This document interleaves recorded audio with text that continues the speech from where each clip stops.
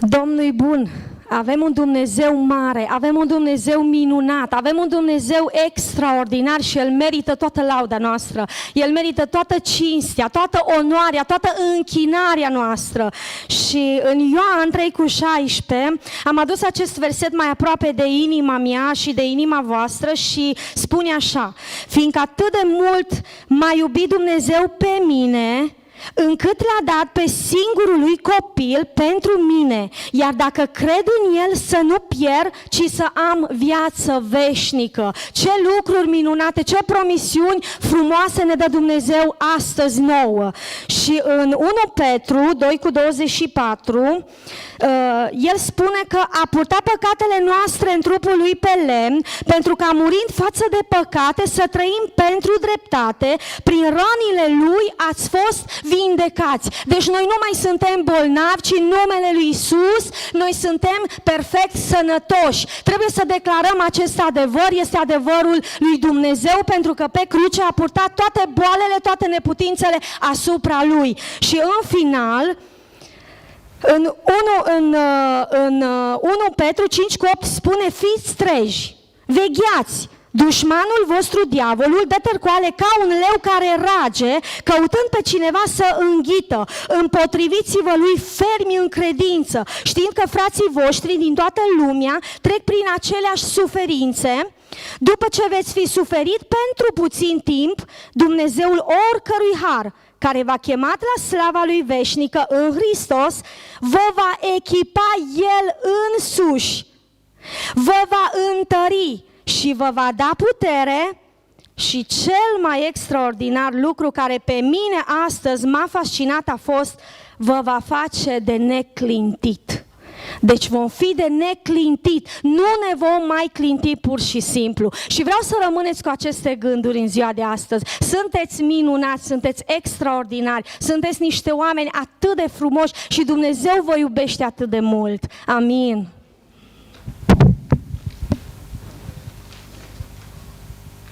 Mulțumesc, mă gândeam ce o să predic azi. Ok. Duminica trecută vreau să mă explic de ce îmi pun minunea asta aici. Pentru că Florin spunea azi dimineață că Dumnezeu clădește viața Lui cărămidă cu cărămidă. No, și când clădești, trebuie să ai grijă ce pui. Da? Și Biblia spune că fiecare trebuie să aibă grijă ce clădește peste temelia care este Hristos. De aceea am pus tabla, pentru că sunt anumite chestiuni pe care o să le vedeți și o ilustrație face mai mult decât 1000 de cuvinte. Da? Pentru că cuvintele pe care le rostim, adică sincer, dacă vă întrebați pe cei care ați fost la cine ce o predica Florin, o să trebuiască să vă concentrați foarte serios să vă mai aduceți aminte. Da? Dar dacă vedeți o singură imagine, o să vă amintiți mult mai ușor despre lucrurile pe care le vorbim, pe de o parte. Pe de altă parte, o să interacționăm puțin în toată chestiunea asta. Bun. Duminica trecută am vorbit despre identitatea lui Dumnezeu. Vreau să fac un mic remember. Am vorbit că Dumnezeu este bun, da? Și că Dumnezeu este dragoste și că în dragoste nu este frică. Așa spune Biblia, da? Pentru că frica ia în considerare pedeapsa și cine se teme n-a ajuns desăvârșit în dragoste. Am pus aceste tabele în care am scris Dumnezeu e bun, e dragoste, e drept, e iertător, credincios, da? Am scris despre Satan ce este, am scris ce este bun și ce este rău. Și am ajuns la concluzia că Dumnezeu nu poate să dea boală, pentru că boala este ceva rău. Dumnezeu nu poate să dea tristețe, pentru că tristețea este ceva rău. Dumnezeu nu poate să dea moarte, pentru că moartea este ceva rău. Noi creștinii, din nefericire, am făcut un conglomerat, așa o chestie: Dumnezeu bun ne dă lucruri rele. Și de foarte multe ori, Florin povestea azi dimineață despre un mare evanghelist care a lucrat cu Billy Graham, care a renunțat la credință, la absolut totul. Din ce cauză, Florine? Că a văzut o poză cu o femeie, cu o negresă care ținea un copil în Africa, era mort la ea în brațe și a spus: dacă Dumnezeu e bun, de ce îngăduie asta? Pentru că noi am fost învățați în biserici că toate lucrurile se întâmplă cu îngăduința lui Dumnezeu. Adică au căzut turnurile gemene în America, Dumnezeu a vrut aia. A venit o Katrina, Dumnezeu a vrut aia. A venit un cutremur care o nenorocit la ruși centrala nucleară și o grămadă de oameni au fost după aceea că s-au născut malformați. Dumnezeu a îngăduit aia. Și de multe ori folosim pe Dumnezeu în lucruri pe care numai diavolul le face.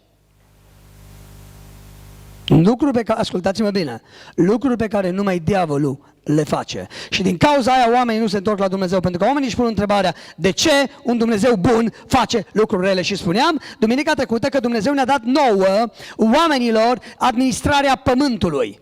Da? Și de aia se întâmplă atâtea lucruri rele. Acesta este motivul din cauza căruia se întâmplă atâtea de multe lucruri rele, da?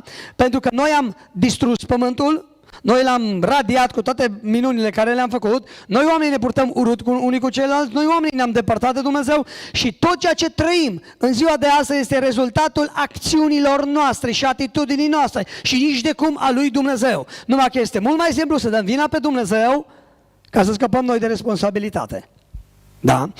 Ceea ce este important este ca să știm că Dumnezeu nu aduce toate lucrurile astea pentru ca să putem să ne împotrivim lor. Pentru că atunci când eu spun, Dumnezeu a îngăduit o boală peste mine, nu mă mai rog să fiu vindecat. Numai că și aici de foarte multe ori suntem lipsiți de consecvență. Adică, dacă credem că Dumnezeu a îngăduit o boală, de ce mergem la doctor? Da, se întâlnesc doi pocăiți, ce mai faci, frate? Domnul a îngăduit o durere peste mine. Da, și ce ai făcut? M-am dus la doctor. Păi dacă Domnul ți-a dat asta, tu ești necredincios, ești neascultător de Dumnezeu dacă te duci la doctor. De acord? Dacă Dumnezeu îngăduie o boală, atunci lasă mor de ea. Înțelegeți? Dumnezeu nu îngăduie lucrurile acestea. Ok, și am dat câteva versete care vorbesc despre faptul că pe care noi l-am interpretat extrem de greșit și unul dintre ele este de altă parte, știm că toate lucrurile lucrează împreună spre binele celor ce iubesc pe Dumnezeu și am explicat atunci când lucrează împreună spre bine. Da? Acum, pentru că mulți dintre dumneavoastră v-ați spus tot felul de întrebări, vreau să fiți extrem de liniștiți că n-am luat o razna.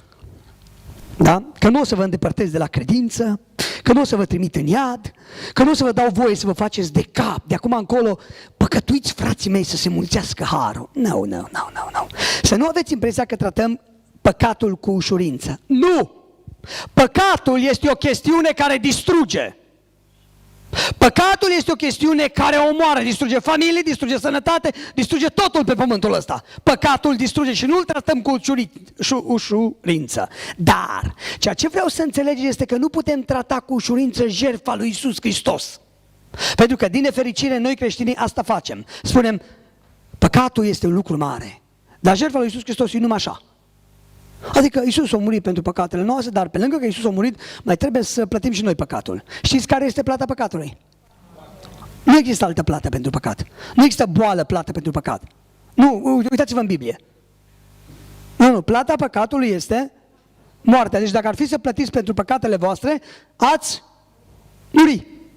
Dar pentru că Iisus Hristos a murit pentru noi, am spus că Dumnezeu care este drept, pe tabelul ăla scriam că Dumnezeu e drept și Dumnezeu este sfânt, nu poate să ceară pentru același păcat de 2 ori prețul lui.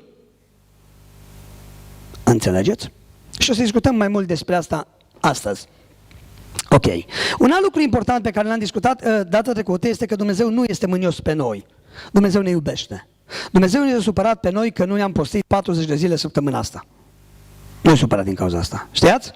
Dumnezeu nu e supărat pe noi că nu ne-am rugat 25 de ore pe zi. Nu e supărat din cauza asta. Dumnezeu are un singur lucru pentru noi. Dragoste. Și de ce? Unii o să spuneți, păi da, Dumnezeu și sfânt și drept, de acord. Dar sfințenia și dreptatea lui Dumnezeu s-au împlinit la cruce, la Golgota. Acolo s-a împlinit dreptatea lui Dumnezeu. Și a rămas dragostea. De aia Biblia spune, acum rămân aceste 3, credința, nădejdea și dragostea. Nu rămâne altceva. Ce rămâne credința, nădejdea și dragostea. Dumnezeu nu ne cere nouă ce nu ne dă. Dar o să observați că este un lucru extraordinar când discuți despre Dumnezeu. Acum, ceea ce dorim cu toate predicile astea este să vă îndreptăm spre dragostea lui Dumnezeu. Biblia spune că bunătatea lui Dumnezeu ne îndeamnă la pocăință. N-am găsit niciunde în Biblie, noi ne pocăim că Dumnezeu ne bate. Nu, asta a fost în Vechiul Testament și o să discutăm de ce. Asta o să discutăm despre asta. O să discutăm despre cele 3 dispensații sau cele 3 perioade pe care Dumnezeu le-a lăsat în cursul lumii și să vedem de ce noi am moștenit anumite chestiuni care nu sunt biblice, da? Pe care le-am îmbrățișat fără să ne gândim foarte mult la ele și unul dintre oamenii aceștia am fost eu le-am îmbrățișat așa de tare, da? Și de multe ori ne-a fost așa de frică de Dumnezeu. Florin spunea azi dimineața că eu a fost frică toată viața lui că Dumnezeu să ia copilul și că ține bărbatul la tine, dragă, și că o să ia nevasta. V-a fost vreodată frică de Dumnezeu? Cui a fost frică de Dumnezeu vreodată? Că Dumnezeu cine știe ce o să facă? Și ascultați-mă bine, dacă ne făcea ceva rău, avea dreptate, dacă Iisus Hristos nu muria pentru noi. Dar Iisus Hristos a murit. Amin? Ok. Astăzi vreau să discutăm despre, o să împart minunea astea în 3, cele 3 perioade. Ok. Prima perioadă despre care discutăm astăzi este perioada lui Adam sau Geneza. Este perioada Edenului. Ok. În perioada Edenului, pune-te rog frumos Geneza, capitolul 2, versetul 16.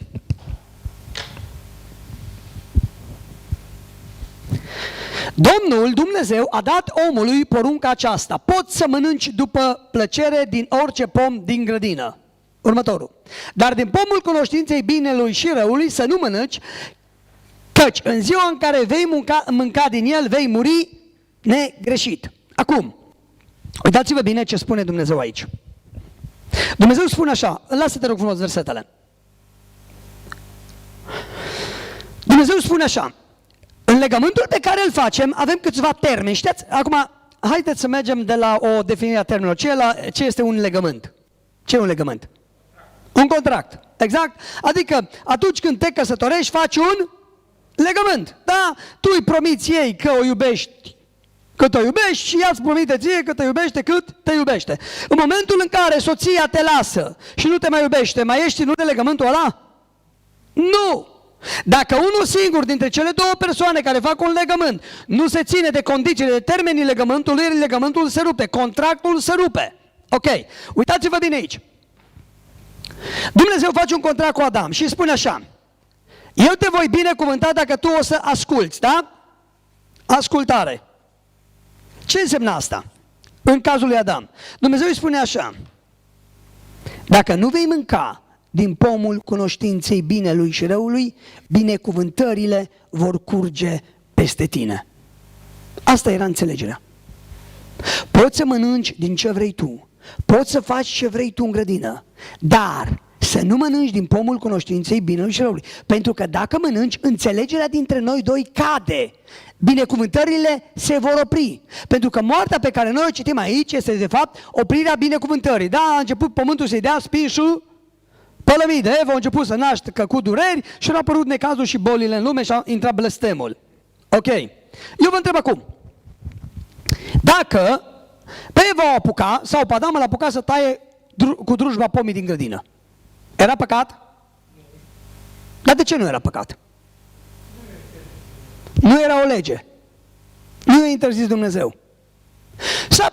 Îl apuca, domnule, pe Adam: băi, hai să ne facem o colibă. Ce tăiem? Tăiem pomi. Și tăiau la pom, și tăiau la pom. Credeți că era vreun păcat? Dacă l-a apucat pe Adam și pe Eva să meargă la furat, era vreun păcat? De la cine? Păi Adam fura de la Eva, de pe partea ei de grădină. O altă întrebare. V-ați gândit vreodată de ce diavolul, șarpele, n-a venit la Eva? Ascultați-mă ce idee. Să-i spună: omoară-l pe Adam.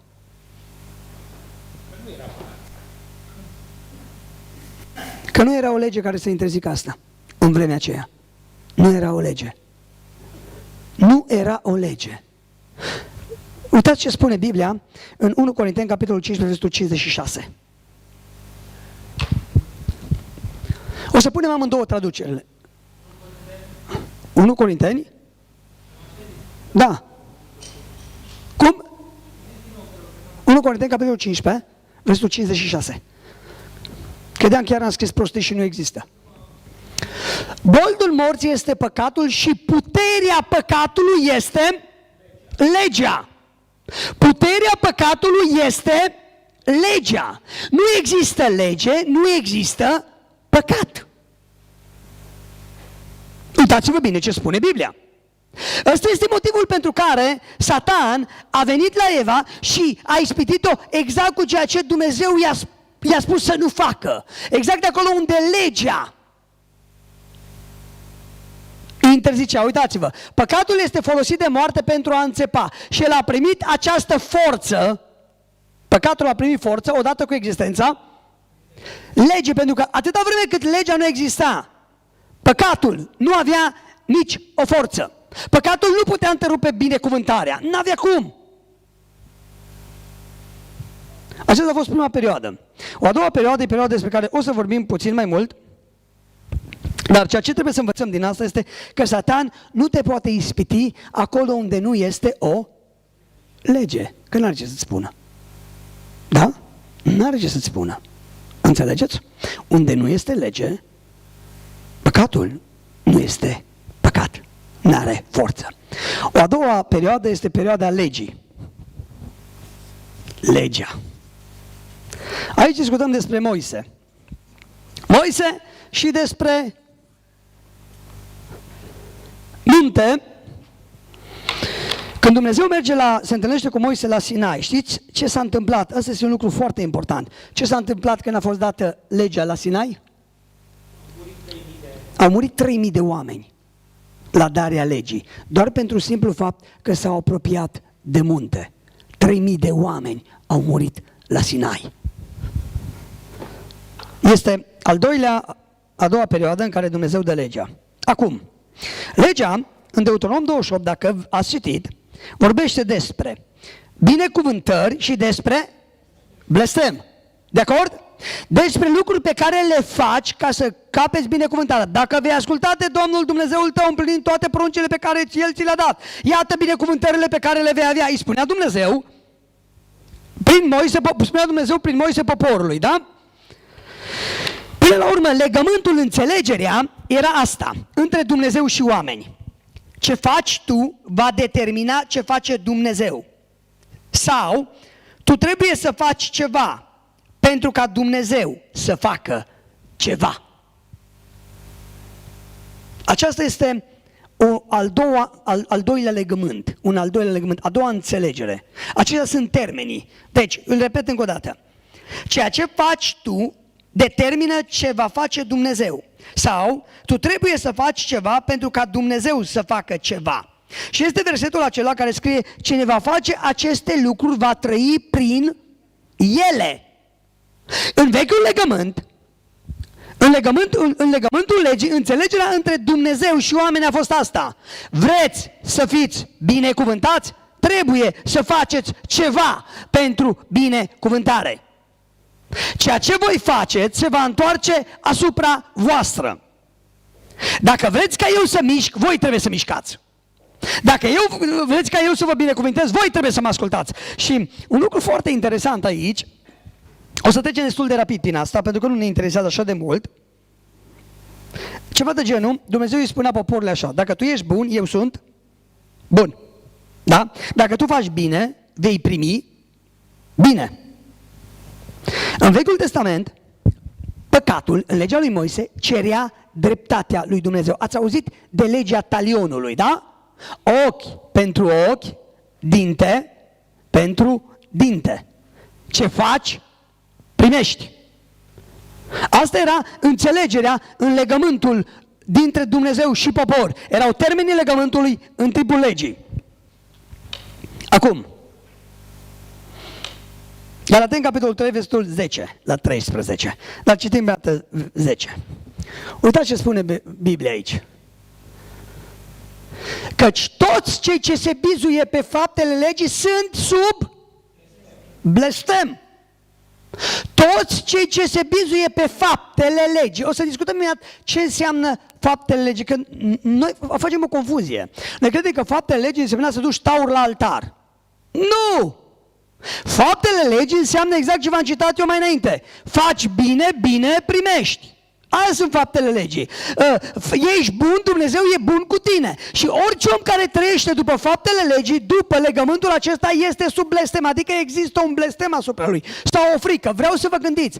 Fiecare evreu trăia în fiecare zi o spaimă că s-ar putea să calce legea și să fie bătut de Dumnezeu.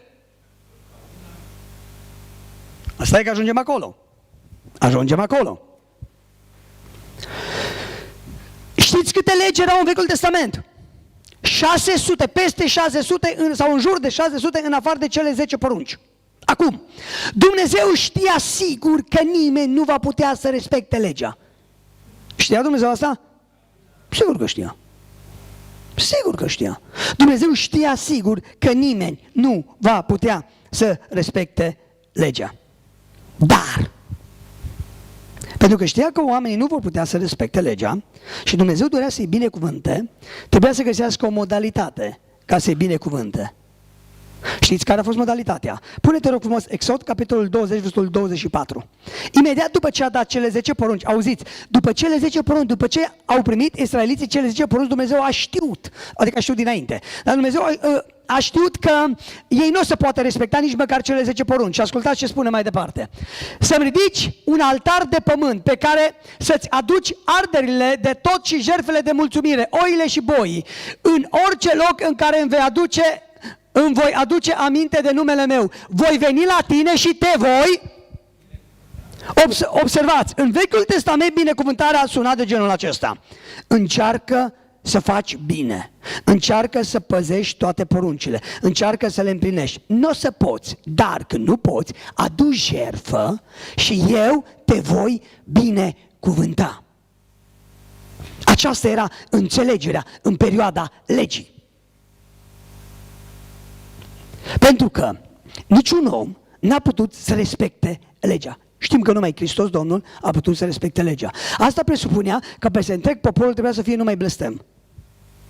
Și Dumnezeu a găsit o cale ca să-i binecuvânte. Și această cale erau jertfele. Ok, atunci întrebarea pe care noi ne punem. De ce a fost dată legea? De ce a fost dată legea? Haideți să vă citesc, să vă dau cel puțin două motive și o a treia concluzie pe care le-am scos. Pe de o parte, legea a fost dată ca un îndrumător. Știați că Biblia spune că legea n-a fost dată ca un îndrumător, în versiunea Cornilescu scrie pedagog, da? Până va veni Hristosul. Ok, acum uitați-vă bine la mine. Ai un copil mic, da? Și îl vezi că îl apucă să, nu știu, e egoist. Ați văzut că copiii mici sunt egoiști? Ați văzut? Când vin mai mulți să se joace, copilul tău ia toate jucăriile. El ia toate. Acum să te duci la copilul ăla mic de 1 an de zile sau 2 ani, că abia merge pe picioare și ia toate jucăriile sau chiar 3 ani și să-i spui: nu este bine ceea ce faci. Să știi că un demon vine și te face să fii egoist. Dacă continui în felul ăsta, vei rata toată binecuvântarea lui Dumnezeu de peste tine. Nu vei mai avea prieteni când vei crește mare. Nu vei putea să fii căsătorit dacă ești egoist, că nu-ți va sta nimeni cu tine. Și astfel vei rata toată binecuvântarea lui Dumnezeu. Ai încercat să-i explici vreodată asta la ăsta mic? Dar ce facem cu un copil mic dacă îl vezi că umblă de 5 ori și tot vrea să spargă ceva? Cum îl educi? Dacă mai umbli acolo, o să-ți dau peste mânuțe. Așa facem? Mami te bate. Nu-l bați, dar minți. Nu, mult timp m-am gândit dacă ăsta e păcat sau nu. Serios, e păcat să-ți minți copiii. De câte ori, întrebare, mame, de câte ori v-ați mințit copiii? Every day it's a day. Adică, măi, te spun la taică tu și te snopește în bătaie. Bineînțeles că știi că nu snopește nimeni. Dacă vin la tine, mănânci pământul, auzi, măi? Bineînțeles că nu mănâncă pământul. Dar de ce facem asta?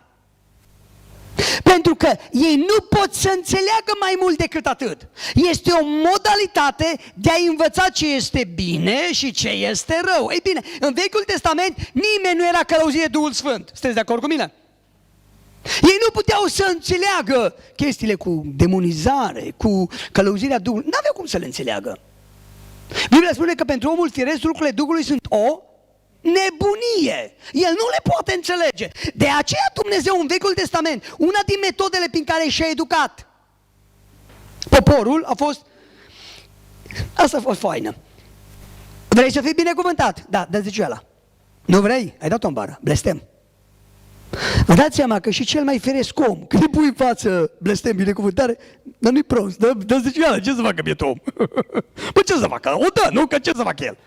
Vreau să vă gândiți, dar dacă un copil i-a explicat de mic, de exemplu, el tot, mi-a plăcut, am auzit asta. Cineva, un pastor spunea că mama s-a lobătut tare mult când a fost mic. în special cu drumul, când treceam drumul și nu mă uitam în stânga și în dreapta, îi trăgea câte o căftăneală de aia. Ei. Și au zis că de fiecare dată când trecea drumul se uita în stânga, în dreapta, de frică să nu-l bate maică-sa. Că dacă îl prindea maică-sa, că atunci când trece drumul, nu se uită în stânga și în dreapta, îi trăgea câte o bătălie. Da. Și el povestea, au zis, după ce am crescut mare, o să acum ar fi culmea, tipul care povestea avea 62 de ani, ar fi culmea că acum când trec strada, să mă gândesc, mă uit că mă bate mama de nu mă văd. Sau ar fi culmea să spun, nu mă mai uit niciunde, maica mea a murit de 2-3 ani, nu mă mai interesează. Nu, el a înțeles clar motivația. Înțelegeți? A înțeles motivația în spatele disciplinării care era pusă. La fel este și din punct de vedere spiritual. Când oamenii înțeleg motivația disciplinării, în Vechiul Testament nu s-a înțeles motivația. Oamenii n-aveau de unde să știe ce este harul, nici măcar nu știau ce așa o să ajungem aici. Au avut nevoie de disciplinare. Un alt lucru important pentru care a fost lăsată dragoste, indiferent ce facem noi, Biblia spune la un moment dat în Noul Testament, rămâneți în dragostea Lui. Noi îl iubim pentru că El ne-a iubit întâi. O să discutăm despre asta. Sau Dumnezeu își arată dragostea prin faptul că pe când eram noi încă, eram buni? L-am iubit atunci? Nu! Ne-a iubit! Dumnezeu nu ne-a răspuns la dragoste cu dragoste. Nu, Dumnezeu ne iubește necondiționat. Fiindcă atât de mult a agape Dumnezeu lumea. Cuvântul grecesc folosit în Ioan 3,16 este o dragoste fără condiții. Noi știm asta, dar habar n-avem să o trăim. Dumnezeu te iubește, nu contează ce. Și ascultați-mă, care din voi, părinților, vă iubiți copiii condiționat? Care din voi? Tu îl iubești condiționat, așa e pe tău. Nu? Te iubește tatăl condiționat. Nu, tu știi că te... Și dacă faci gafe, ok, ții puțin groază, că și știe și dă bine și mare, nu. Numai că el nu-i Dumnezeu, știi, el mai poate să-ți tragă câte una după cap. Și înțelegi între tine și între legământul între tine și el nu a murit Hristos. Între noi și Dumnezeu a murit Hristos. Numai că s-a născut în inima lui și te iartă, așa că te iartă. Gândiți-vă, ne iubește. Dacă noi părinții știm să iubim necondiționat, noi avem impresia că Dumnezeu e mai rău ca noi. Ne-a făcut o imagine despre un Dumnezeu dur și ticălos, care abia așteaptă să ne distrugă. Dar asta nu e în Biblie. Nu este în Biblie. Acum citește, Florine, tare, varianta ta. Ascultați-mă ce fain e aici. Nu-i varianta lui Florin, nu, e o traducere, scuzați-mă. Chiar și atunci când de slab ce suntem, nu ne mai rămâne nici... Stai, scuză-mă. Citește acum. Chiar și atunci când de slabi ce suntem, nu eu, așa, nu ne mai rămâne niciun pic de credință, El rămâne credincios și ne va ajuta, fiindcă nu se poate dezmoșteni întrucât suntem o parte din El și întotdeauna își va împlini făgăduințele sale față de noi. Este exact varianta BVA. Dacă mai citiți NTIT-ul, o să vedeți că spune, mai citesc un verset să înțeleagă ei ceva. Iar dacă socotim că serviciul nostru actual în slujba Lui este greu și apăsător, să ne amintim că într-o zi vom sta împreună cu El și vom domni cu El. Dar dacă ne dăm bătuți atunci când suferim și ne întoarcem împotriva Lui Hristos, atunci și El e nevoit să se întoarcă împotriva noastră. Și după aia vine versetul ăsta care zice prima dată că voi o să credeți că dacă mă întorc împotriva lui Hristos și Hristos se întoarce împotriva voastră, dar vine următorul verset care l-am citit și spune chiar și atunci când de slab suntem, nu mai rămâne niciun pic de credință, El rămâne credincios și ne va ajuta, fiindcă nu ne poate dezmoșteni întrucât suntem o parte din El și întotdeauna își va împlini făgăduințele față de noi. Partea de sus se referă la fariseii care știți ce au făcut. Da.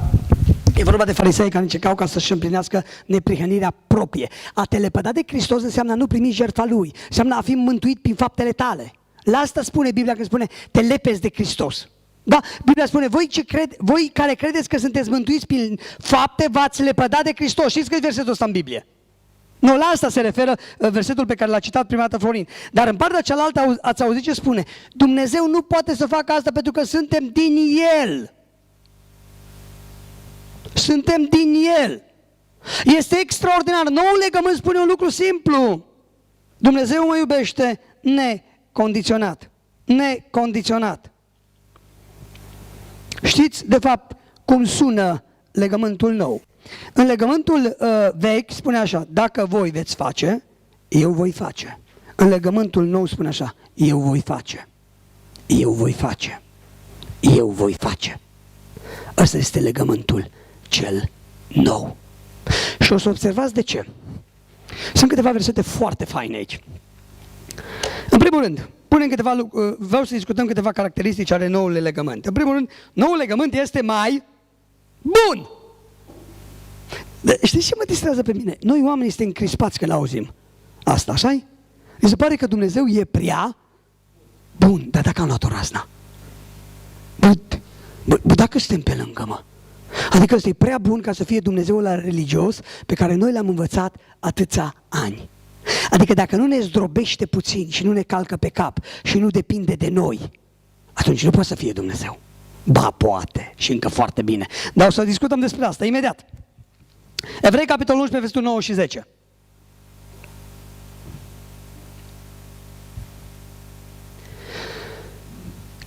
Credința pe care a avut-o l-a ajutat să vină în țara promisă, deși a trăit în ea ca străin, a locuit acolo în cortul, la fel ca Isaac, Iacov. Ăsta ți l-am dat. Nu, dă-i mai departe.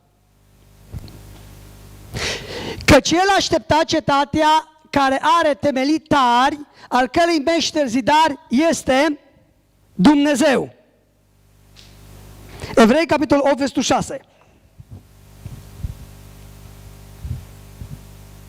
Dar acum Hristos a căpătat o slujbă cu atât mai înaltă, cu cât legământul al cărui mijlocitor este El, este mai bun, așezat pe făgăduințe mai bune. Uitați-vă un lucru foarte important. Vreau să facem acum o delimitare foarte clară. Când a început noul legământ? Când credeți că a început noul legământ? De la jertfă încoace. Ascultați-mă bine, Evangheliile, Matei, Marcu, Luca, Ioan, nu sunt decât transferul între vechiul legământ și noul legământ. Acolo o să găsiți multe afirmații care țin de lege, pentru că în Evanghelie Iisus a spus, n-am venit să stric legea, ci am venit să o împlinesc. Și Biblia spune în Evrei că niciun legământ nu poate fi ratificat, adică încheiat dacă nu se varsă sânge. Noul legământ în care noi suntem a fost încheiat când Iisus Hristos a murit pe cruce, de fapt mai clar când a înviat. Atunci s-a încheiat noul legământ, nu înainte. Pentru că în Evanghelii o să găsiți destul de multe remarci cu privire la lege. Pentru că este acea împlinire a legii pe care Hristos a făcut-o. Iisus Hristos a împlinit legea perfect și după aceea a trecut în noul legământ. Da? Și Biblia spune că noul legământ este așezat pe făgăduințe mai bune, este mai bun decât primul legământ. Da? Un alt lucru, acum este o remarcă tare. Primul legământ avea greșeli. Vă spuneți, Dumnezeu greșește? Evrei, capitolul 7, versetul 18 și 19.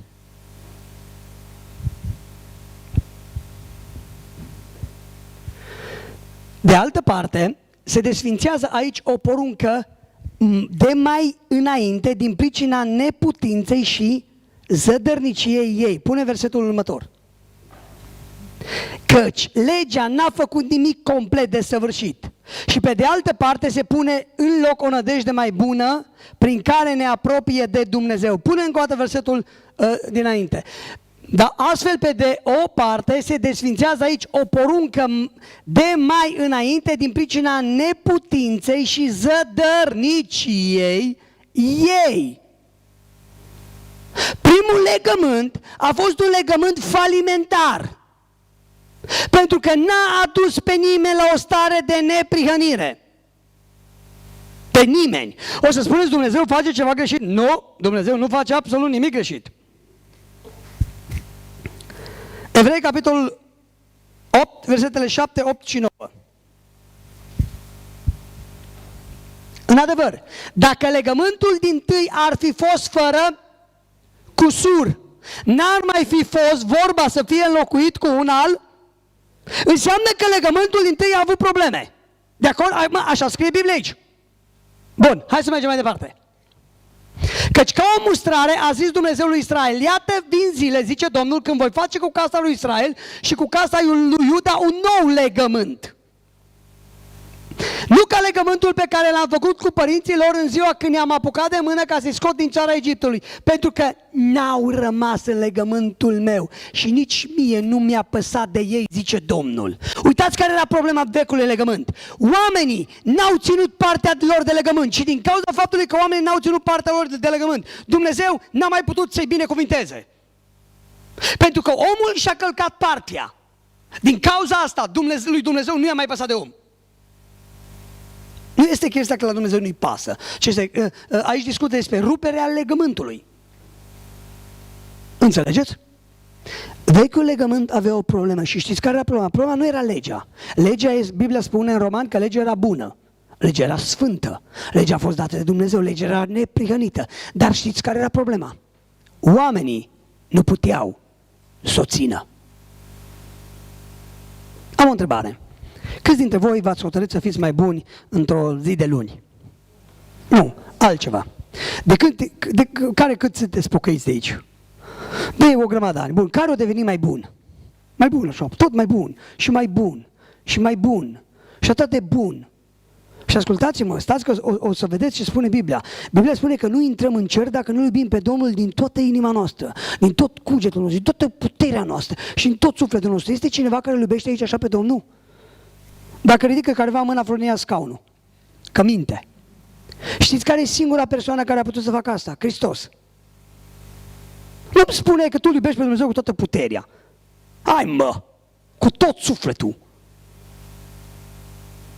Că dacă ar fi să facem asta, am stat cu capul în Biblie 24 din 24 și ne-am rugat 25 din 25 și eu știu ce, Doamne iartă, m-am face a fi în ceruri.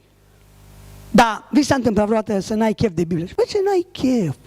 Adică mai bine te uiți la 5 filme decât să te citești în Biblie. Vi s-a întâmplat? Și cum putem spune, îl iubim pe Domnul? Noi spunem, Doamne, Tu știi că Te iubesc și din cer laier, bă, mincinoși, voi ce minți, bă, ce mincinoși. Omul nu poate să-L iubească pe Dumnezeu. Un alt lucru. Biblia spune, în Vechiul Testament spunea, să-L iubești pe aproapele tău ca pe tine? Este cineva de aici care îl iubește pe aproapele lui ca pe el însuși? Adică când îți cumperi ție o înghețată, îi cumperi și la vecin. Când îți iei o bluză, ești la vecin. Când te duci în concediu, ești pe vecinul. Păi nu ca pe tine, dar nu așa spune în Biblie.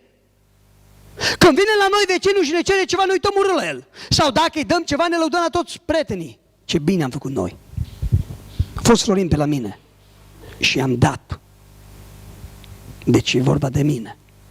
Care din noi îl iubește pe cineva ca pe el însuși? Care e ăla? Vreau să-l văd și eu. Nu există așa ceva.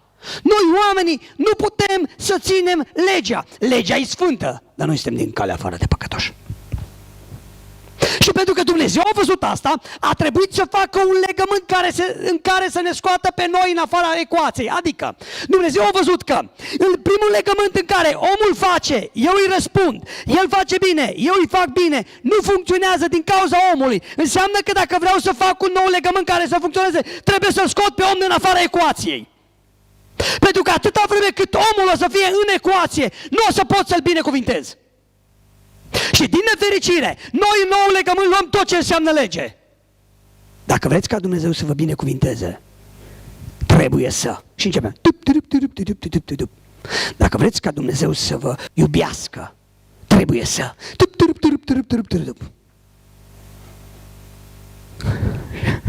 Știți ce spune Pavel la conciliul din Ierusalim? Frații mei, să nu punem peste neamul o lege pe care nici noi și nici părinții noștri n-am putut-o purta.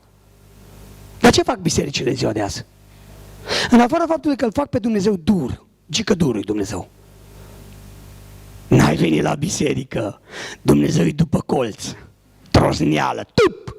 Și te-a trosnit cu o boală ca să te smerească. Ăla-i diavolul. Diavolul. Dumnezeu nu te trosnește cu boală, pentru că Domnul ori ne vindecă, ori ne omoară. Trebuie să alegem la un moment dat ce face Dumnezeul nostru. Ori ne binecuvântă, ori ne blesteamă. Ce face Dumnezeul nostru cu noi? Înțelegeți? Trebuie să alegem asta. Ok. Acum încheiem imediat.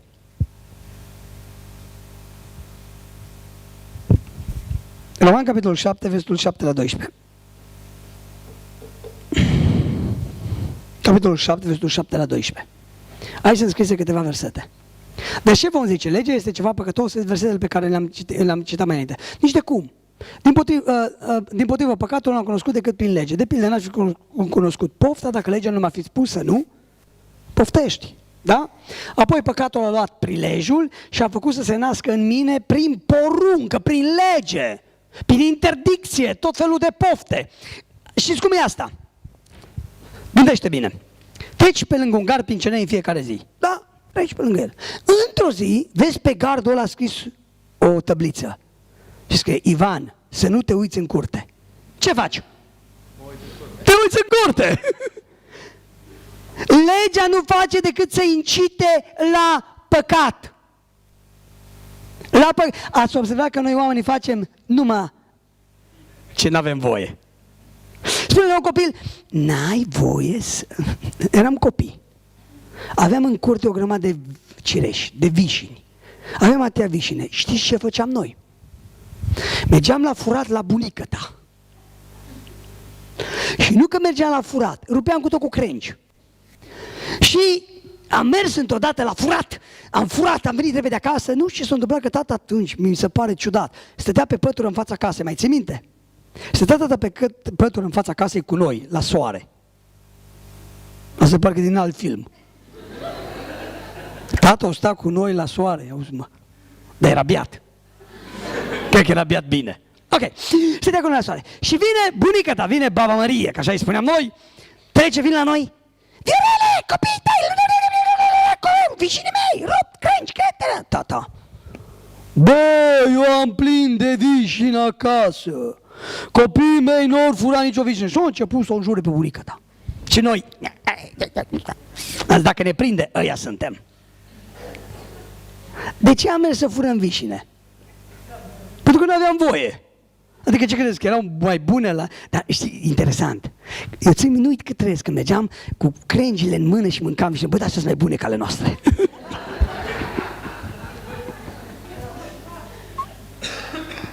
Asta face legea! Asta face legea! Da? Adică Adam cu Eva. Gândiți-vă câți pomi erau în grădina aia. Mii și mii de pomi. Poți să mâncați din toți. Unu. Ghici unde făceau ăștia de strajă patriei. Cred că Eva cu Adam toată ziua. Ce faci? Am trecut pe aici. Vine Domnul, Adame, unde ești? În mijlocul grădinii, unde? Lângă pomul cunoștințelor, e bine și rău, din greșeală am trecut pe acolo. Din greșeală, așa, din greșeală. Din greșeală. Păi n-ai alți pomi să... Bă, da, nici nu mă interesează ăsta. Mă gândesc și așa, oare cum o fi? Oare ce gustare? Oare de ce n-avem voie? Asta înseamnă legea. Asta înseamnă legea. Și de asta o luăm rasna. Da? Și acum ultimul lucru. Principiile noului legământ. Evrei, capitolul 8, versetul 10 la 13. Asta este senzațional, versetele de aici. Iată legământul pe care îl voi face cu casa lui Israel după acele zile, zice Domnul. Voi pune legile mele în mintea lor, le voi scrie în inimile lor, eu voi fi Dumnezeul lor și ei vor fi poporul meu. De mai departe. Și nu vor mai învăța fiecare pe vecinul său sau pe fratele său zicând cunoaște-l pe Domnul, căci toți mă vor cunoaște de la cel mai mic până la cel mai mare. Mai departe. Citiți ce spune Biblia aici. Pentru că le voi ierta nelegiuirile și noi avem impresia că Dumnezeu o condică cu păcate și ne ține minte păcatele și noi nu știu ce trebuie să facem pentru ele. Când eu mă duc la Dumnezeu și spui, Doamne, hai să discutăm. Când ne-a iertat Dumnezeu nouă păcatele? Când? La cruce la Golgota. De când nu-și mai aduce aminte de ele? De 2000 de ani. Păcatul pe care tu, Alina, îl faci mâine, Dumnezeu nu-și mai aduce aminte de el de 2000 de ani. O, e șocant, așa-i. Așa e șocant. Cum adică să nu-și mai aduc aminte? Ar trebui să te bată, mă. De să-ți sară fulgi. Dar așa spune Biblia. Pentru că bunătatea lui Dumnezeu ne îndeamnă la pocăință. Dumnezeu a învățat un lucru, adică nu că nu-l știa, dar hai să spunem așa, a învățat un lucru, nu mai pot să fac cu omul, el face, eu fac, pentru că ar trebui să-l distrug. Trebuie să-l scot din ecuație și să-l pun acolo pe Iisus Hristos. Înțelegeți? Și vreau să mai citesc un verset ca să vă las așa în ceață bine de tot.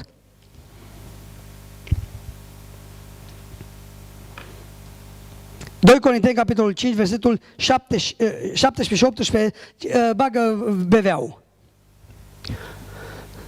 Și după aia o să vă citesc ce spun profesorii de la cel mai mare seminar teologic baptist din Dallas.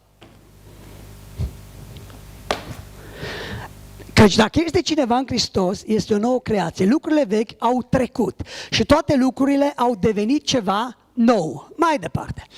Dumnezeu este autorul tuturor acestor ce? Cine ne-a transformat pe noi? Noi ne-am făcut mai buni. Mai buni, așa-i?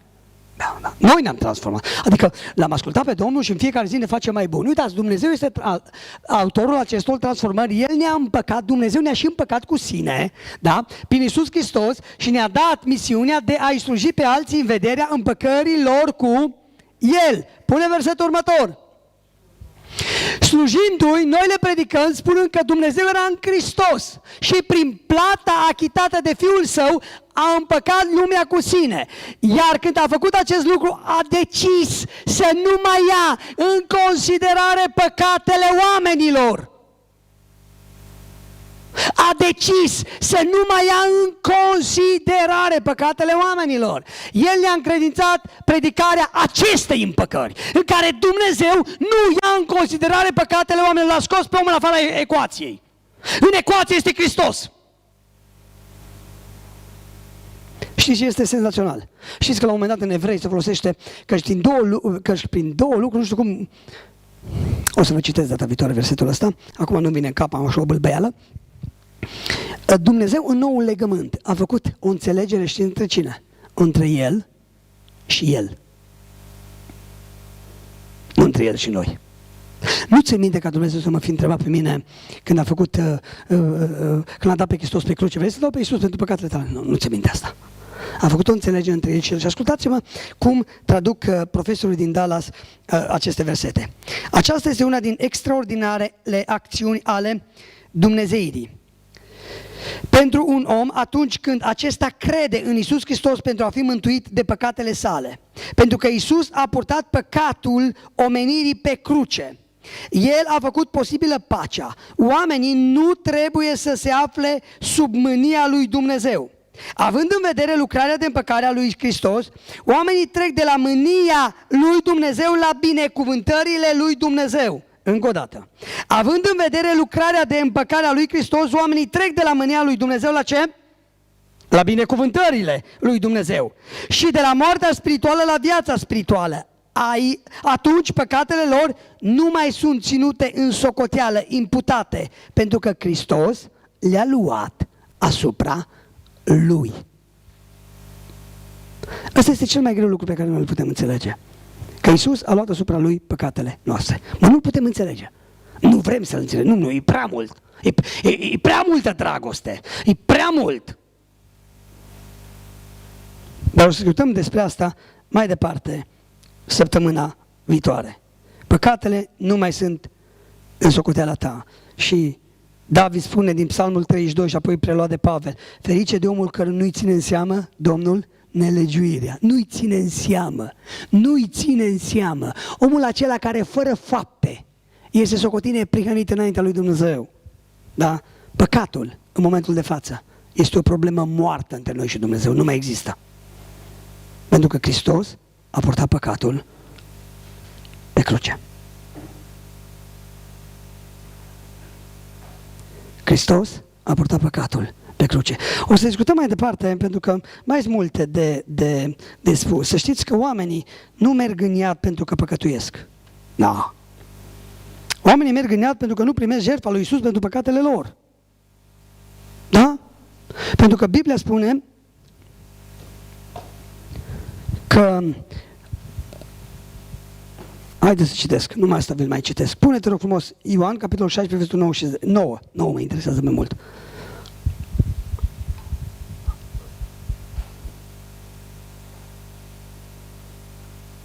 În ceea ce privește păcatul, vinovăția lor constă în faptul că ei nu cred în mine.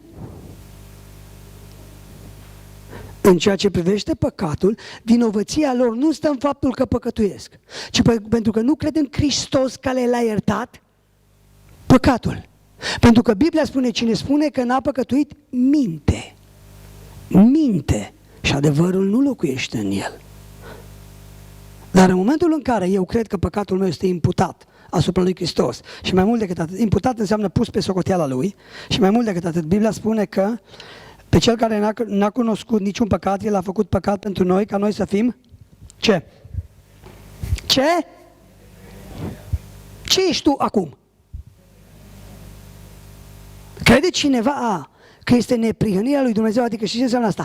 Mai sfânt de atâta nu se poate. Cine crede asta? Florin crede. Este cineva care crede asta? Că mai sfânt de atâta nu poți să fii? Nu prea că, uite, Isaac, lui Isaac a avut o revelație. Cred că în timp ce repara o pană la mașină. Ok, o să discutăm despre asta dățile viitoare. Acum, ce vreau să vă spun din nou, hai că luăm cina, este că Dumnezeu ne iubește așa de mult. Și că toate lucrurile pe care vi le spun, știți, o să vă determine. Să-L iubiți pe Dumnezeu așa de mult încât păcatul iasă din ecuație de tot. Adică, vorba mea de duminica trecută, trebuie să ai creieruțul cât o nucă. Când Dumnezeu îți face atâta de mult bine și vrea să te binecuvinteze așa de mult, să decizi să lași pe diavol să-ți distrugă viața.